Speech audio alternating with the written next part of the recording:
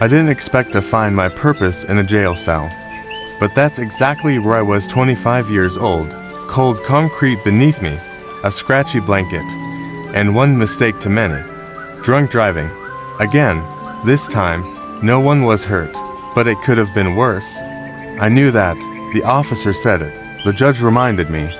My mom, through her tears, whispered it like a final plea. You're better than this. I didn't believe her. I wasn't better. I was broken, angry, lost. When I was a kid, I wanted to be a teacher, or a firefighter, someone that helped people.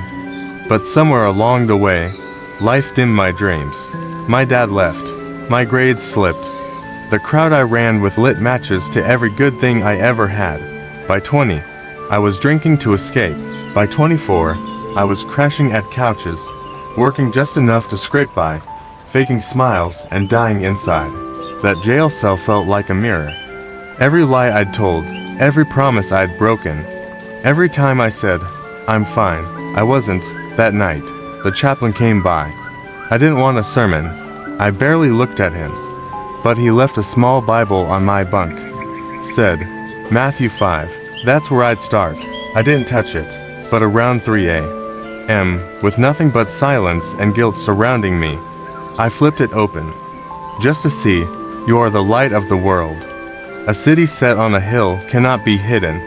Matthew 5:14. I laughed, out loud. In that cell, light.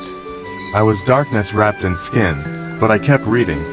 Jesus wasn't talking to perfect people. He was talking to ordinary, messy, unqualified people. People like me. And he was saying you still have light. Because I put it there. I broke. For the first time in years, I cried until my body shook.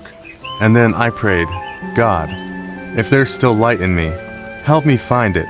That moment changed everything. I got out 3 months later. A cousin let me stay in his spare room. I found work at a mechanic shop. I attended a small church on the corner, the one my grandma used to drag me to as a kid. And I kept reading Matthew. One Sunday, the pastor asked if anyone wanted to share their testimony. My hand shot up before I knew why. I told them about the jail cell, about the verse, about the light. People wept.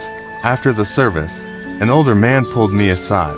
I run a group for young guys coming out of addiction and prison. You'd be perfect to help lead. I said yes. It started slow, just for guys in a circle, coffee in hand, pain in the open. But week by week, we talked, prayed, shared scriptures. We reminded each other, you are the light of the world, and something wild happened like caught. Now, 3 years later, that circle's grown into a full nonprofit. We've helped dozens find jobs, housing, and hope. I'm studying counseling now, part-time, me, the guy who thought his story ended in a cell. But that's the thing about light.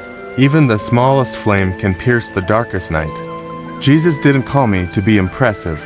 He called me to be a light. And I've learned that broken people often shine brightest.